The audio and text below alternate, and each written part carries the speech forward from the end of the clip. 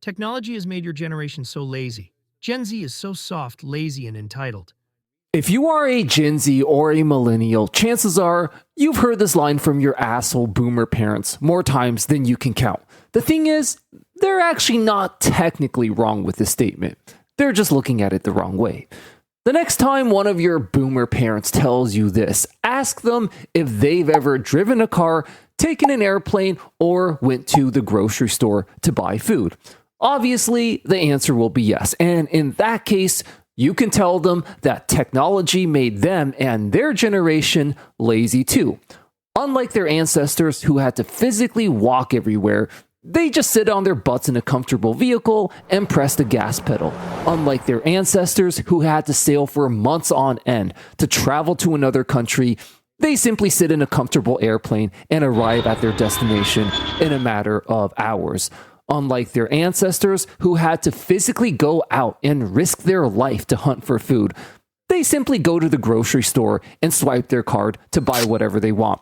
You see, contrary to popular belief, every major technological advancement in the history of human civilization was not inspired by hard work or ingenuity. They were in fact inspired by laziness. And this is why Gen Z, the generation that relentlessly gets criticized for being lazy, might just end up saving the world. It is indeed a genius philosophy, and definitely something you should use to clap back at your boomer parents. In fact, please do. I would love to see their reactions. But as much as I wish I was the one who originally thought of this, unfortunately this time, it wasn't me. That's right, it was me. I made a video about this exact philosophy many months ago. Don't you guys remember? No, Chris, it wasn't you either, okay? You're just an AI voice. I actually typed those words for you to say in that video. How are you so sure? Haven't you heard the new simulation theory that your whole life experience is just a simulation run by an advanced AI supercomputer? What if I'm real and you're the AI voice? Oh, Chris, can we have this debate some other time, please? I'm trying to destroy some delusional boomers here, all right? Can you let me finish this video? Fine, whatever. Okay, so the idea that laziness is actually the key to success and the fundamental driving force of all human innovation came from one of the best books I've ever read in my life. It's called The Lazy Way to Success by Fred Gatson. In this book, Gatson argues that every major technological breakthrough in human history was in fact inspired by laziness. And when you think about it from a logical perspective, it's pretty hard, if not impossible, to argue against that. The wheel, for example, was invented some 10,000 years ago because we were too lazy to carry things around with our hands everywhere. Cars and airplanes were invented because we were too lazy to physically walk around everywhere. And AI supercomputers are being invented today because they can perform thousands of tasks at once that we're too lazy to do ourselves. You get the point by now. Technology is supposed to make things easier and better for future generations. You're supposed to create a better world for future generations. Your boomer parents themselves, who call you lazy, certainly wouldn't give up cars, airplanes, electricity, and all the technology that makes them lazier than generations before them as well. If future generations are not lazier than you, if they don't have easier and better lives than you, that is a far bigger indictment on you than it is on them. So, where does this leave you, young Zoomer watching this video? How can you best harness this information you just learned to create a better world for yourself and your future children? Gen Z isn't even having kids, you idiot. Oh my God, Chris, it's just a goddamn expression, all right? Part 2, taking the easy way out. A lot has been made about the fact that the overwhelming majority of Gen Z want to be either YouTube or TikTok influencers.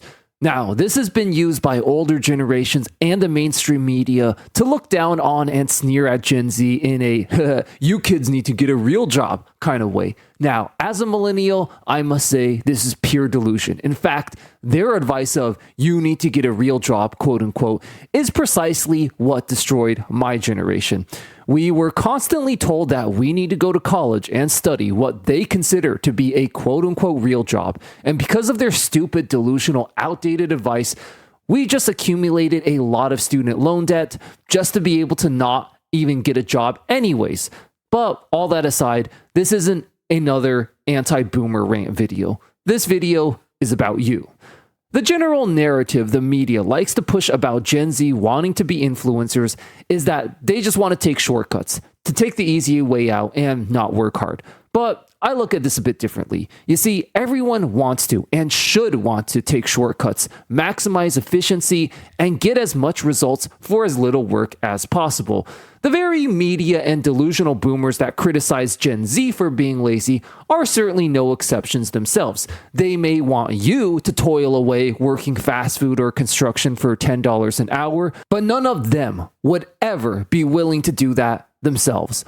All of them without exception prefer to just sit at a comfortable desk and or collect rent/investment money without doing any real work themselves. To me, when I see that so many Gen Z want to be influencers, it's part of a collective awakening that means something far deeper. It's simply that you've seen being an influencer is the most efficient and rewarding way not just to make money, but to spread your message and influence. I mean, the job is literally called influencer for a reason. This also allows you to own your own business with no overhead cost, set your own hours, avoid the expensive, wasted cost of commuting to and back from work. Now, could this be seen as wanting to take the shortcut or the easy way out? Sure, that's certainly what a lot of older generations would say. But again, this is nothing new, and in fact is the driving force behind all human innovations. Why did Henry Ford invent the car? Why did the Wright brothers invent the airplane? Why is Elon Musk inventing self-driving cars right now as we speak? Because instead of walking or taking the boat the long and inefficient way around the world, they wanted to take shortcuts, literally and figuratively speaking. So, this Gen Z mindset of wanting to be influencers or YouTubers is also a reflection of this. You've seen that you can cut out the wasted time, money, and efficiency of working for a corporation this way. And sure, not everyone is going to make it as an influencer. I get that. In the same way, in this horrible economy and job market, not everyone is going to make it working a normal job either. But whether you make it as an influencer or not, whether you even want to become an influencer or not, the more overarching important point here is that Gen Z has seen through the lies. They've seen that the status quo, traditional 9-to-5 jobs are a rigged, broken system, and they want nothing to do with it. So even if not all of Gen Z makes it as influencers, I do have hope that this mentality will drive them to be entrepreneurs and game changers in other ways, whether that's starting their own businesses or just redefining how we view success in society. Instead of just accepting that this is just the way things are and always have been, you can create your own businesses and communities where you treat your fellow workers and citizens better. In fact, this is already starting to happen actually with Gen Z. Here's a recent Reddit thread I recently found of someone describing their experience working with a Gen Z boss. My new boss is Gen Z. She was born in 1999. I was born in 1990. I've never worked for someone younger than I am. When I tell you the vast differences of her style to my previous boss, I'm not exaggerating, y'all. All the higher-ups are Gen Z, except two. They're all so fucking amazing. Such kind people. So willing to listen and help and open to suggestion. My first day, she mentioned how she supports mental health days and gave me the go-ahead on remote work immediately after seeing my experience. Her peers are the same, supportive, happy, but grounded. It's awesome. I think the kids are all right. This is how Gen Z's laziness might just save the world. Part 3, redefining success. Now, I'm about to be giving you some actual practical tips you can apply in your life right now that will make an actual difference. I get that part of the frustration that comes from watching these types of videos is the overwhelming feeling that the world is so big and the problems are so massive that there's just not much you as one person can do. So here's something that every one of you watching this video can do right away that will make a huge impact on the world. You can start rejecting traditional metrics of success and redefine success in your own way, which Gen Z is already doing a great job of. Unlike previous generations who define success purely based on how well you can participate in a rigged, broken system, such as having a fancy degree and a high-paying job, Gen Z defines success as how well you can escape from playing this stupid, broken, rigged game. Whether that's by starting your own business, becoming an influencer, or simply checking out of society to live in a van, a cheap country overseas, or even just living with your parents. And to be honest, I completely agree with Gen Z on this. Wow, philosophical gamer. You agree with Gen Z. Big shocker there. Didn't see that one coming at all. Okay. Fair enough, Chris, all right. But I mean, it just makes sense from a logical standpoint as well. I mean, prioritizing your own health, enjoyment, and happiness just makes way more sense than being nothing more than a good human ATM machine that only exists for the sole purpose of printing out money for society and pushing the GDP forward. Part 4, Saving the World. Boomers are full of stupid, outdated advice that doesn't actually work. We all know this. But one of their worst pieces of advice that actually doesn't seem that bad on the surface level is this. Look, don't try to save the world. Just be practical and do what's best for yourself. The problem with this advice is that while it might temporarily work in the short term, it will absolutely lead to disastrous results in the long term. Ignoring the problems of the world to just focus on yourself seems like an okay solution, until you realize that unless you're one of the few dozen people signing up to move to Mars, you actually have to live in this world. Any individual success you attain only matters if the world and system are still even intact. Even traditional metrics of success that boomers like, such as becoming a millionaire or having a great career and family, it won't matter if the world and society collapse and devolve into total chaos and anarchy, which, given the current trajectory of things, it's well on its way to doing that if we don't change something. This is another reason that, as I've said in many videos, I strongly believe that young people today should just prioritize pursuing their own dreams over going the safe traditional route. First off, with how screwed the job market is, the safe route isn't even really all that safe anymore. And more importantly, we all see the system is broken. We may have differing opinions as to why it's broken, but no one disagrees that it's totally broken at this point. And following the dumb, outdated, traditional boomer advice of just focusing on yourself and not trying to save the world means that even if you personally succeed, all you're doing is feeding into the broken system. This is another reason why just acquire a skill and get a better job is such delusional, outdated advice.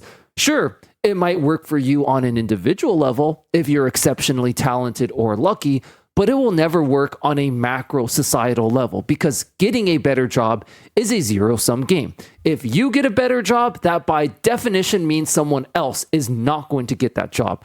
Someone is going to have to do the less glamorous jobs of society.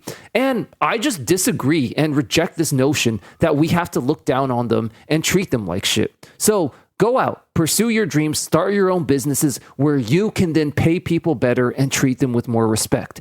You've probably been told countless times by older generations that, this is just the way things are and that it's pointless to try and change it. I say fuck that. We don't have to accept the broken system the older generations left us. We can build and create something better. We can and should try to save the world. Boomers would tell you that you're naive and ignorant for thinking you could try to save the world.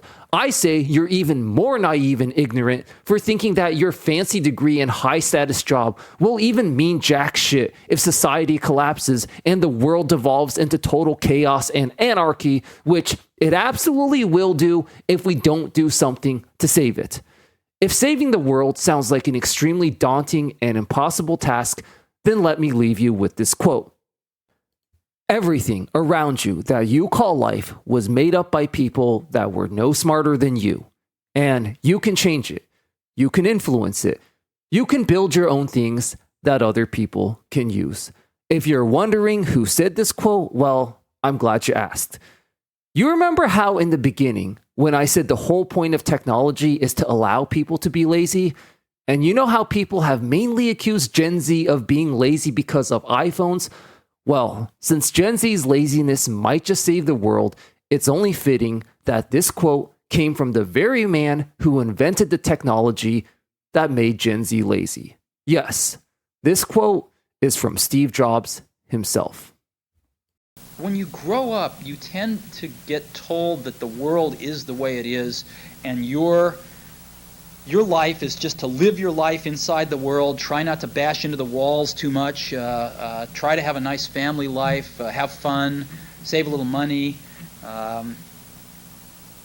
But life, that's a very limited life. Life can be much broader once you discover one simple fact, and that is everything around you that you call life was made up by people that were no smarter than you. And you can change it. You can influence it. You can build your own things that other people can use. And the minute that you understand that you can poke life and actually something will, if you push in, something will pop out the other side, that you can change it, you can mold it. That's maybe the most important thing, is to shake off this erroneous notion that life is there and you're just going to live in it, versus embrace it, change it, improve it, make your mark upon it. I think that's very important. And however you learn that, once you learn it, you'll want to change life and make it better, because it's kind of messed up in a lot of ways. Once you learn that, you'll never be the same again.